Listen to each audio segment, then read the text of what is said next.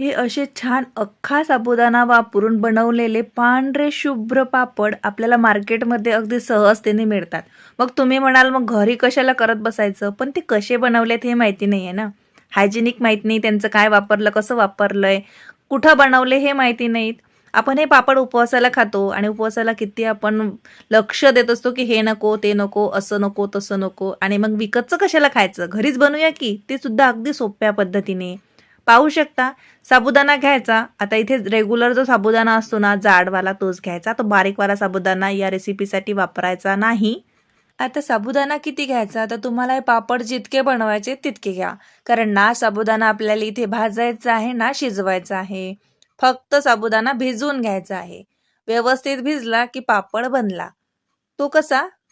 पुढे बघा. इथे आपण साबुदाणा व्यवस्थित भिजून घेतलेला आहे. सुरुवातीला धुवून घेऊयात.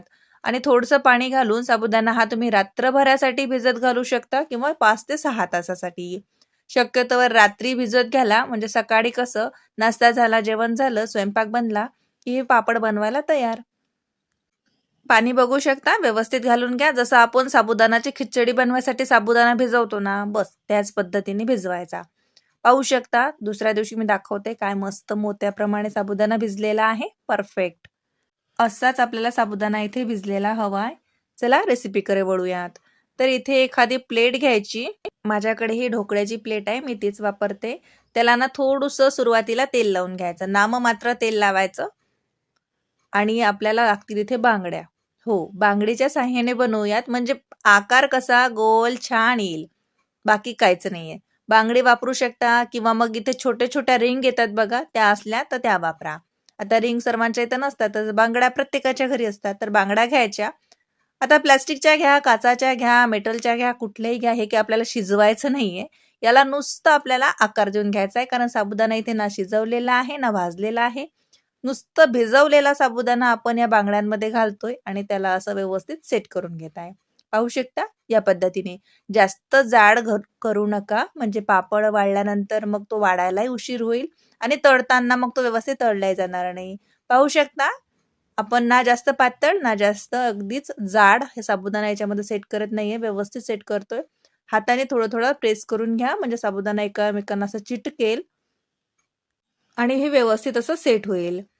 चला सर्वच याच्यात घालून घेऊयात आणि बस असं हे बांगडी काढून घ्यायची. म्हणून मी सुरुवातीला म्हटलं की बांगडी कुठली घ्या, काचाची घ्या, मेटलची घ्या, प्लास्टिकची घ्या. ती काही आपल्याला वाफवायची नाहीये आणि शिजवायची नाहीये. नुसता आकार देण्यासाठी आपल्याला हे बांगडीची साहाय्य आपण इथं घेतलेलं आहे. बांगडीचं काम झालेलं आहे. बांगड्यांना साईड ठेवायचं आणि आता दुसरी प्लेट घेतली त्याच्यामध्ये सुद्धा आपण सेम प्रोसेसनं हे सगळं करून घेऊयात. दोन्ही प्लेट तयार आहेत. इकडे मी या कढईमध्ये पाणी उकडायला ठेवलं होतं.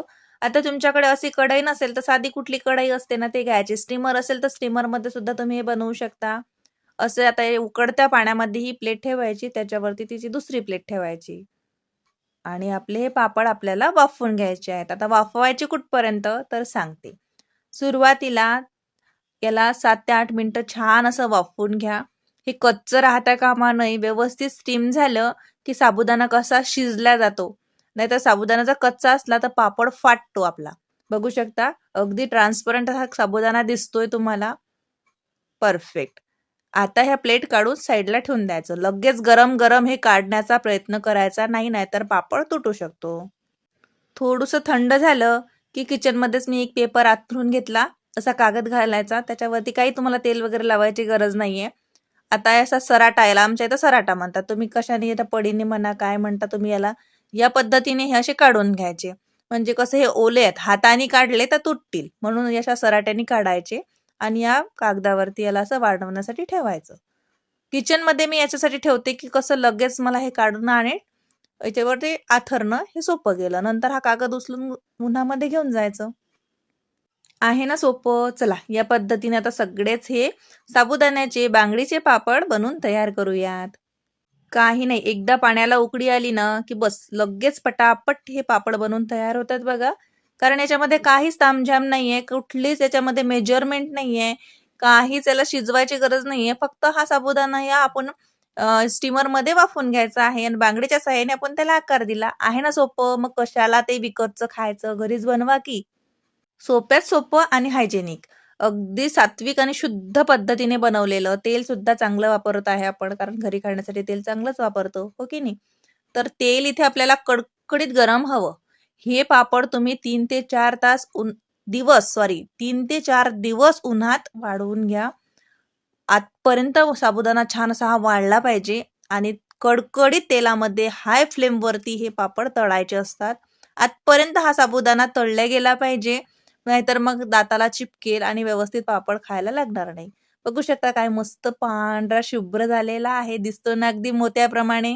तर मग सध्या साबुदाणा भिजू घाला आणि पटकन हे पापड बनवा. सांगितलेल्या सर्व टिप्स लक्षात ठेवा, म्हणजे तुमचे पापड सुद्धा असे छान सुंदर मोत्याप्रमाणे पांढरे शुभ्र बनतील. काय दाणेदार दिसतोय ना साबुदाणा, मस्तच. नक्की बनवा. तुमचे अनुभव माझ्यासोबत जरूर शेअर करा. उन्हात वाळवल्याशिवाय पापड स्टोअर करू नका. कडकडीत उन्हात वाळवा, म्हणजे पापड खराब होणार नाही. तर भेटूया नवीन व्हिडिओमध्ये. तोवर नमस्कार.